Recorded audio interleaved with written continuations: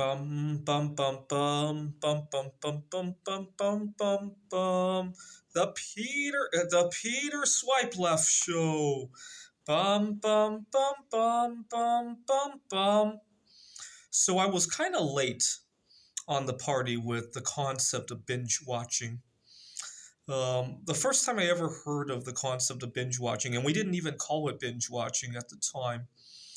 I had a classmate in college. This was in 2004, and he was a big fan of South Park.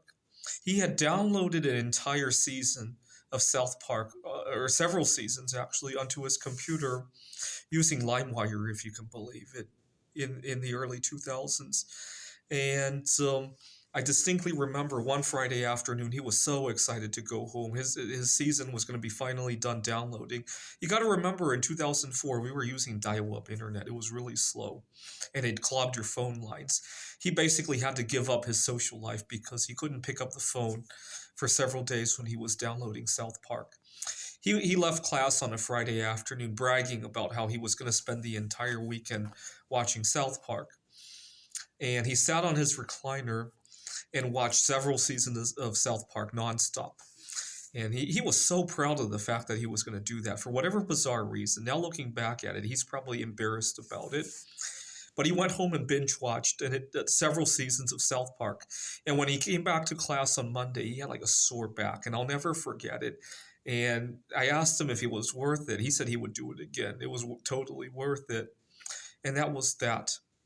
And that was the first time I ever heard about binge watching. It was in 2004, at least a decade before the words binge watching even entered our lexicon.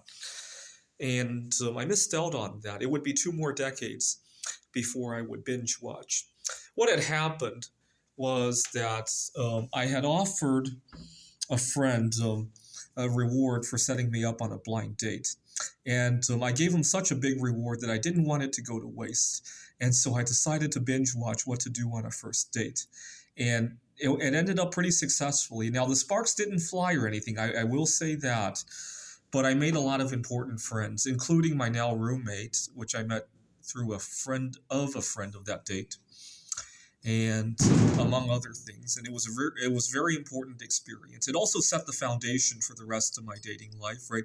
You got to remember back in November how I felt. I was heartbroken. Every time I had an opportunity to even interact with somebody, I messed it up because of how heartbroken I was. And so it was good. And that time, I think I binge watched about 4 hours of videos.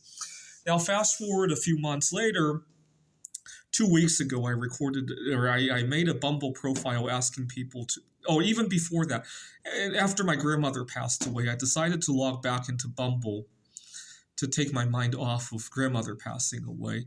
But I didn't realize nowadays, because the last time I used Bumble years ago, it wasn't like this. They track your location. And so before I knew it, I was swiping on people in Taiwan. And next thing I knew, I was eating sushi with a girl in Taiwan, Nangang. But the night before I went out to see her, I started binge watching again because I thought my grandmother had set me up on this date, and I really didn't want to mess it up. And it was a very important connection too. It gave me some motivation to get back to my life here in the United States after I came home. And then a couple weeks ago, I decided to change my Bumble profile and ask people to swipe left on the profile because I wanted to become the most left swipe person in Bumble history. And then I met somebody through that. And I thought it was divine intervention. Also, one of my students caused a little bit of a divine intervention too.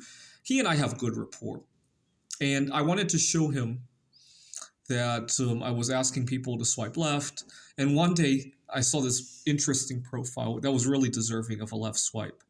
And I went up to my student and I asked him, it's kind of embarrassing, I'm not very good with new technology stuff. I asked him if he could help me take a screenshot of the profile with my cell phone because it was a really embarrassing profile. And I thought it was kind of funny. I wanted to show people. In the process of attempting to take a picture of the profile, he accidentally swiped right on her, and it was a match. And it's just become so funny that I decided to communicate with her anyway, and I might be seeing her tomorrow. So, and then once again, I'm back to binge watching, even though I don't even care about her. I'm going to be putting together a playlist of all of the videos that I've been binge watching about what to do on your first date and what to do at speed dating events. And so I've been going, I went to one speed dating event, and I also want to try this app called Time Left. It's about going to dinner, which it's not really a speed dating event. People kind of use it as one, though, from what I read. And so I've been binge watching before doing that. So please pray for my. Or I'm gonna put together a video. Please pray that I don't get myself hurt. Binge watching these videos. I've been.